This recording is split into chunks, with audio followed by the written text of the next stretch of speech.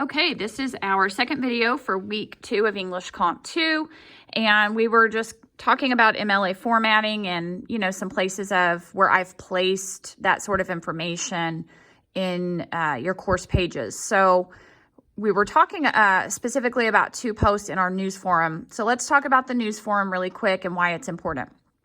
So it's under our home page if you click here, and then it's the first link. First of all, when I post here, it does shoot out the same information to you, to your student email. So as long as you're checking student email, which I recommend doing that every day, or you can just log directly in here, click on news forum, read the post. They all stay here and they stay in order by date. So the first one that I left, if you haven't read it, you need to. It's really a lot of the information in terms of what you would find in a syllabus. It tells you how I run the course, easiest way to reach me. It gives you information on textbooks, the way the course is divided up into units, the importance of reading everything, Zoom meetings, turning in on work on time, pacing of the class, etc., etc. A lot of good information there that will really help you in the long run to already know that. But the MLA posts were the second 2. So we had the basic formatting, and then this longer one, I wanted to take the time to go through it with you. Sometimes when students see a lot of text, they just want to run the other direction, but you really do have to read everything. You really should know most of this from Comp 1. I realize I can't control who your teacher was for most of you. There are 3 or 4 people in here who had me. Some of you may have also taken the course, not last semester. Maybe you took it a while ago and you're having to relearn all of this. So the information is here. On research, you want to always use scholarly, reliable academic sources to cite in all of your essays. So let's make sure that we know some of those resources. So Google Scholar is a more narrowed down form of Google. If you use regular Google, you're going to get a lot of hits, and you might not everything you find is going to necessarily be reliable. So this will reduce the number of hits you're getting somewhat, and it will also verify that the sources come from academic or reliable places. So then we talk about on B that if there is like an actual legitimate website tied to your topic or issue. And so I gave an example from a hip hop culture class that I taught over the summer in some websites we used. Do not use Wikipedia simply because it's just a bad habit to get into. I don't have a personal problem with it, but most teachers tell you to steer clear from it because it can, I guess anyone can upload or put information on there. I do think that they do a good job of going in and checking all of that information, but just, don't use it in papers. I'm not saying it's bad in general. On D, we're looking for something with credibility, which is your ethos. It's a person who has some sort of credentials in that area, and not just that person is credentialed, but that other people with similar credentials have reviewed that information. So other scholars or professionals in their field approve of this material. We also have EBSCOhost and Opposing Viewpoints. Those are 2 library databases. I will do a separate video on those. Those are so great, and when you watch the video over those, you'll see why I highly recommend them.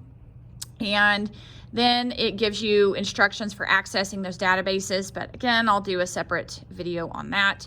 So Citing and Works Cited page, we have to be using MLA 8th edition, and it just goes through some specifics here for you. So there is a quick reference guide that is posted under our Great Resources tab that I'll show you in a second. You can also use MLA.org. You can use the Purdue OWL website, which I've linked for you here. It gives you some suggestions if you have oddball types of sources. If you use our library's databases, I'm going to show you on my next video how to use the Cite tool. And it also tells you here what to do if you have a website with no author. So you just leave it out. Do not create words like unknown or anonymous or staff. That will simply start with the article title instead of the author. So that's how you format the works cited entry. And what I tell students is format the works cited entry first. If you do that first, then you'll understand how to cite in your paper. So to cite in your paper, all you have to do is take whatever the first thing is from your works cited entry and put it inside of parentheses. But I do cover all of the formatting things right here. So your title is works cited. That's works with an S, plural. It follows the same font guidelines, Times New Roman 12 or Arial 12. Your entry should be arranged alphabetically by the first letter of the first word. All lines are double spaced. Make sure you're using hanging indent. I give quick instructions here for doing a hanging indent. That is where the first line is not indented, but all of the additional lines are. So down here it talks about citing and why we do it. Citing is how you avoid plagiarism. You cannot only make a works cited page. You must put specific references in your essay of where you are using the research. And that's what citing is. So the works cited page, those are called works cited entries, but within your actual paper, those are called citations, and that's called citing.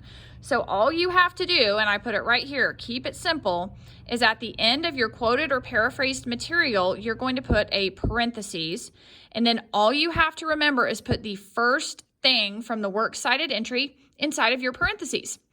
So I put a note down here, and I've already posted it by Friday, October 23rd, today that I'm recording this. I will be posting my sample classical argument essay to week 2. On that document, you will see an example of a correctly formatted works cited page and how the citations in the essay match up to the works cited entries on the last page. So we're also going to take a look at that in a separate video. So please make sure you review this and you're familiar with it, and feel free to send me any questions you have. We will pause and go to the next video here in just a second.